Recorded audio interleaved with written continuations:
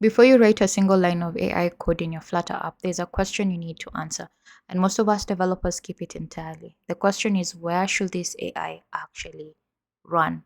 On the device in the user's pocket with no internet required, or on a cloud server with access to the most powerful models in the world, or somewhere in between, a hybrid that gives you the best of both? That decision touches everything: your architecture, your user experience, your cost, your users' privacy, even which Flutter packages you reach for. Get it right early and everything downstream gets easier. Get it wrong and you'll be refactoring it out of the walls of your app 6 months later. So, this lesson is your decision framework. Let's build it together. Welcome back to Intelligent Flutter. If you haven't watched lesson 1 yet, I'd suggest starting there. We laid the foundation for why AI requires a different architectural mindset. This lesson builds directly on that. Today we are mapping the full AI integration landscape for Flutter developers. By the end, you'll have a clear mental model and a practical framework for deciding how to integrate AI into any feature you're building. Let's go. There are three places AI can live in your Flutter app. I think of them as zones on a spectrum. So, on one end, the cloud, on the other end, the device, and in the middle, hybrid. Let me describe each one before we get into the trade offs. So Cloud AI means your app sends data to an external server, OpenAI, Google Gemini, Anthropic, Claude, whatever, and that server does the heavy lifting. The model lives on someone else's infrastructure. Your app just sends a request and waits for a response. This is where most developers start, and for good reason. It's the easiest path to powerful AI. You get access to the best models in the world with almost no setup. One API key, a few lines of data, and you're off. Then we have on device AI, which means the model runs locally, right on the user's phone or tablet. No network request, no server, just a Flutter app and a model file bundled with it or downloaded on fast use. TensorFlow Flight, MediaPipe, the Google AI Edge SDK, these are your tools here. This is more complex to set up, but it unlocks things that cloud AI simply can't do: instant responses, full offline support, and true data privacy. Then we have hybrid, which is exactly what it sounds like. You use both and you route intelligently between them depending on context. Maybe you run a small on device model for quick suggestions and a cloud model for deeper reasoning. Maybe you default to on device and fall back to cloud when the local model isn't confident enough. So, this is the most powerful approach. It's also the one that requires the most architectural care.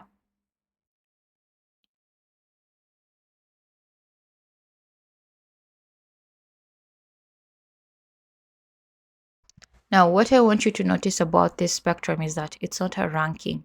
Cloud isn't better than on device isn't more advanced than cloud. They just solve different problems. The question isn't which is best, the question is which fits this feature, this user, or this constraint.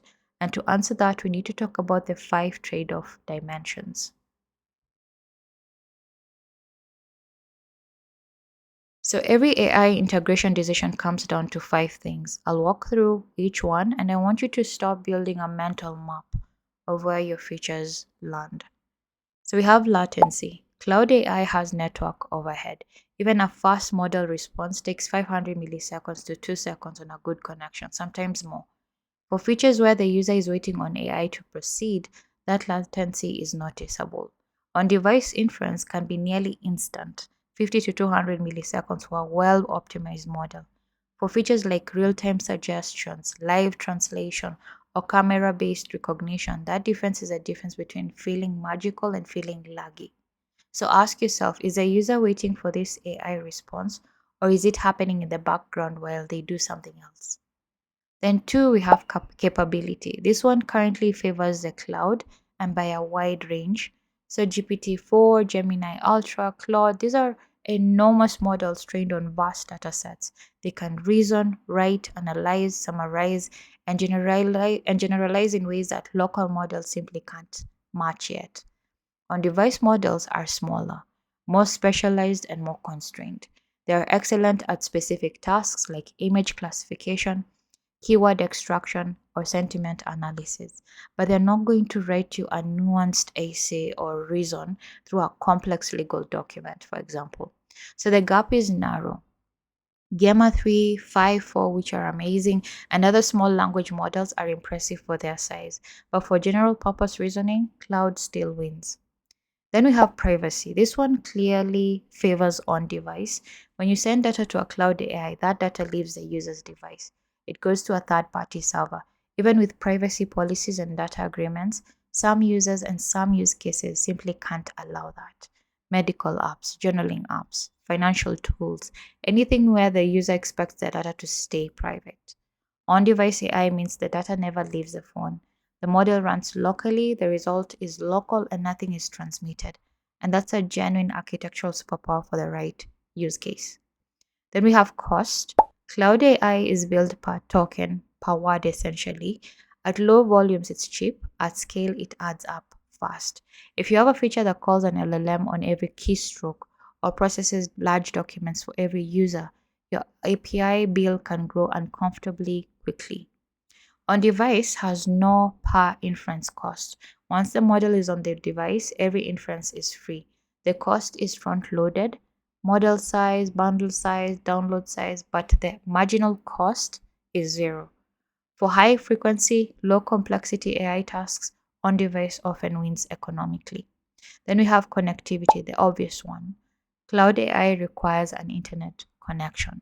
For apps that need to work offline or in low connectivity environments, this is a hard constraint. On device is the only option. But even for apps that don't need full offline support, there's value in designing graceful degradation. What does your app do when the AI is unreachable? Does it fail silently, show an error, fall back to a simpler non AI experience? This is an architectural question we'll return to several times in this series. So here is a simple decision framework or a flowchart that you can use. It's a starting point, it's not a rule book. So real architectural decisions involve constraints that this table can't capture: your team's expertise, your timeline, the specific model capabilities available at the time you're building. So what this framework does is give you the right questions to ask before you start building. And that alone will save you from a lot of painful refactoring. Now, let me take this concrete with three features from a real world type of app. Let's use productivity app that involves tasks, notes, and a personal assistant. So the first feature will be smart task categorization. The user creates a task like buy groceries, call the dentist, or finish the quarterly report.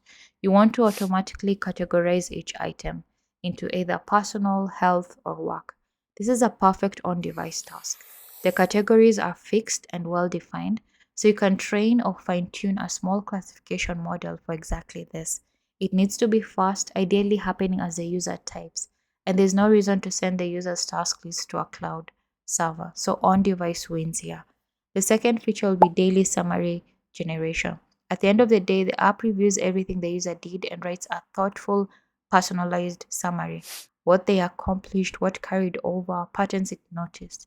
So this needs real reasoning capability, right? The output needs to be nuanced and well written. It runs once in a day in the background, so latency doesn't matter. And the user has probably already accepted a privacy policy that covers this. So the right option for this will be cloud. Then the third feature is conversational assistant. The user can chat with an AI assistant about their tasks, ask questions, get suggestions, think out loud. So this one is interesting. So for quick, simple questions like what do I have due today, an on-device model is fast and private, right? For complex reasoning like help me think about or help me think through my priorities for the week, you want cloud quality. So this is where hybrid wins. Route simple queries on device, complex ones on the cloud. So here's why this decision matters so much architecturally. If you design your AI integration correctly, with the right or with a repository pattern we'll cover next lesson, swapping between cloud and on device is a configuration change. It's not a rewrite.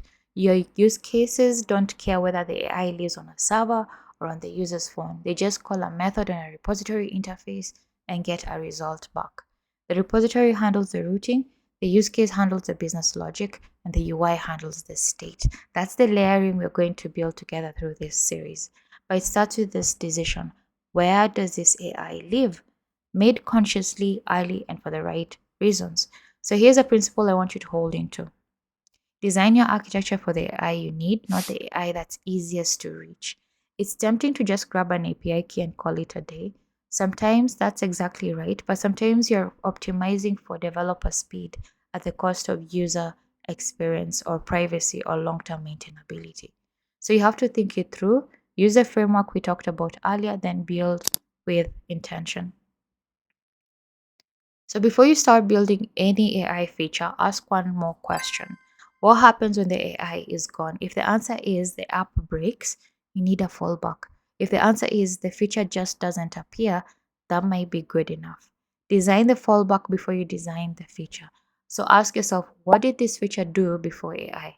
And can it still do that when AI is unavailable? Next lesson, we get our hands dirty for the first time. We're going to make our first LLM call from Flutter. We'll structure it properly with a real repository layer. So it's not just a demo, but something you could actually ship. We'll stream the response to the UI and we'll talk about what block looks like when one of its data sources is an AI. Now we had two lessons in. We now know or we know that AI introduces probabilistic behavior that changes how we architect our apps, and have a mental model for where AI lives in your app, and a framework for deciding why it should live in any feature you build. See you in lesson 3.